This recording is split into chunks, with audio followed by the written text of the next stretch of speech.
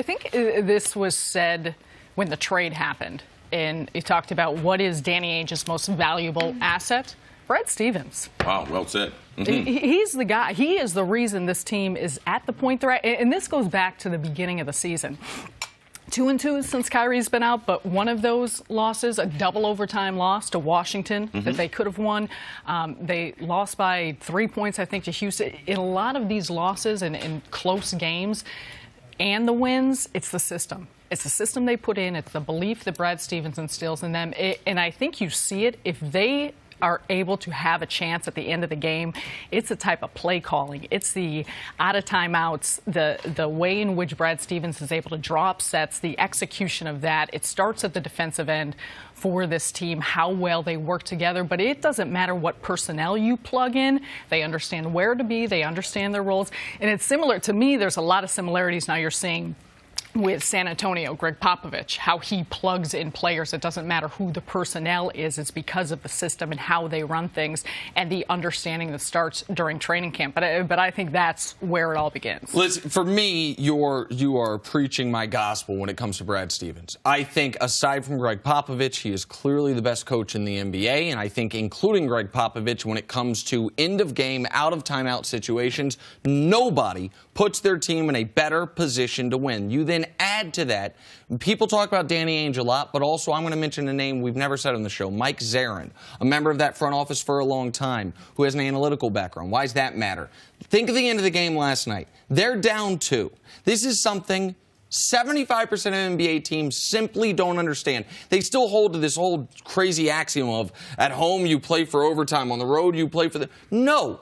You got to think about like this when it comes to shoot a 3 to win or play for overtime.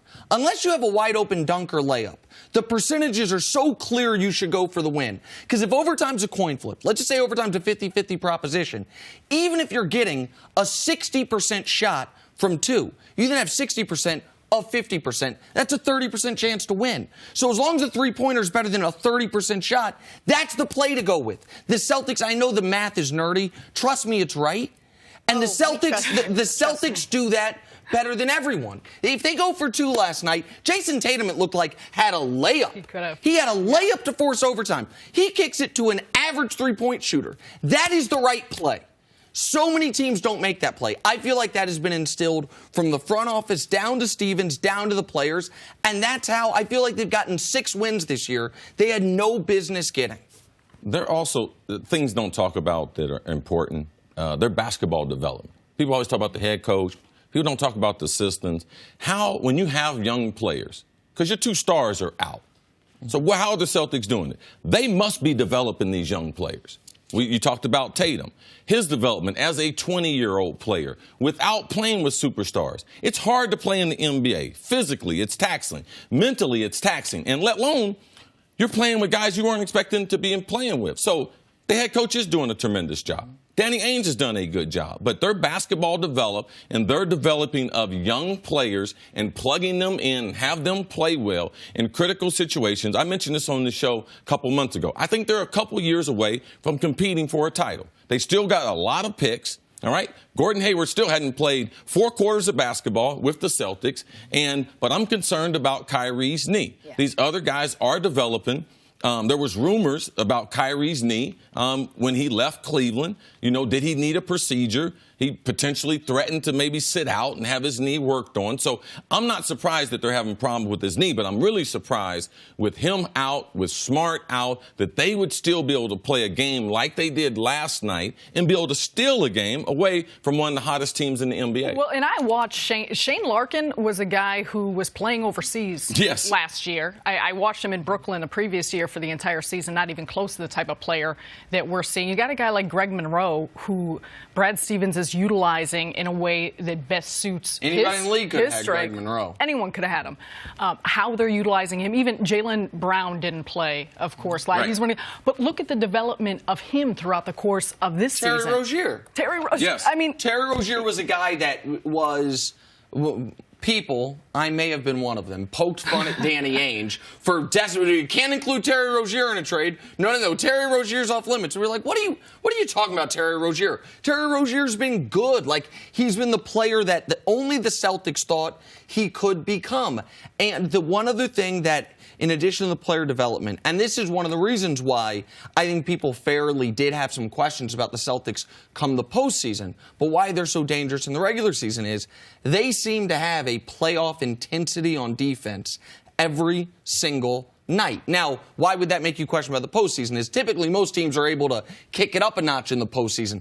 I feel like the Celtics are operating almost on max capacity on that every night. That is a testament to, I believe, the coaching and the testament, of course, the players deserve credit for executing it, but the culture you instill of, this is how we're going to have to win games, guys. We're going to have to win games by competing every possession and making it hard to score. It is a pain to play Boston. It's not fun to go play Boston. Like, you know, you're going to have to work. It's going to be physical. Marcus Smart's going to be breathing right in your face. Like, it's just not an enjoyable team to go up against. And they've done it in different ways with play. At first, you got guys like Marcus Smart or guys that are versatile that can guard multiple positions. Now they're doing it with play. They can go big. They can go small. They can play different ways and play at a different pace. Let's bring it back to Kyrie Irving in a second. How worried are you about him? Because what you're reading is, well, he could be back the next game, or he could have surgery next year, or Danny Ainge said, or he could have surgery the year after that, or maybe even the year after that. So it seems like they're not exactly sure what his health is and where he's going to be. I think Kyrie's going to be a little bit like Dwayne Wade,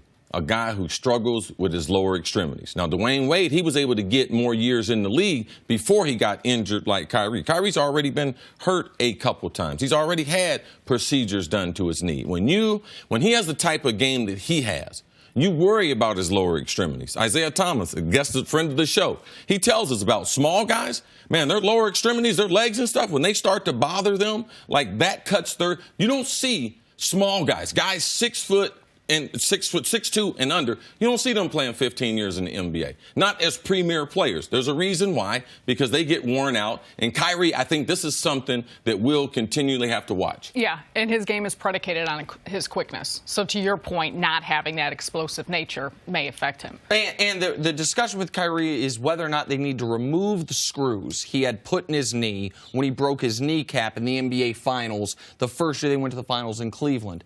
Here's what I am confident saying. I do not have sources on this, but it's my intuition. What the Celtics will not do is make the mistake with Kyrie that I bet at least they feel, or the player feels, they made with Isaiah Thomas, which is have a guy play through an injury when you can't win a championship. Like, with all due respect to the Celtics, they cannot win a title this year, even if Kyrie plays. So what you can't do is damage his ability to be healthy going into next year, damage his ability to be the player he should be because you force him to. And their opinion might be a little different if they had Hayward playing. Oh, absolutely. But to me, this is why he's getting a second opinion. Correct. Because they saw no structural damage initially, and they said rest. So to me, that's why you continue to check on it. All right, Sarah, stick around. Thanks for watching. Subscribe here to get the latest from the show. Also, be sure to check out more of the best clips from First Things First, or go watch a few segments from our other shows on FS1.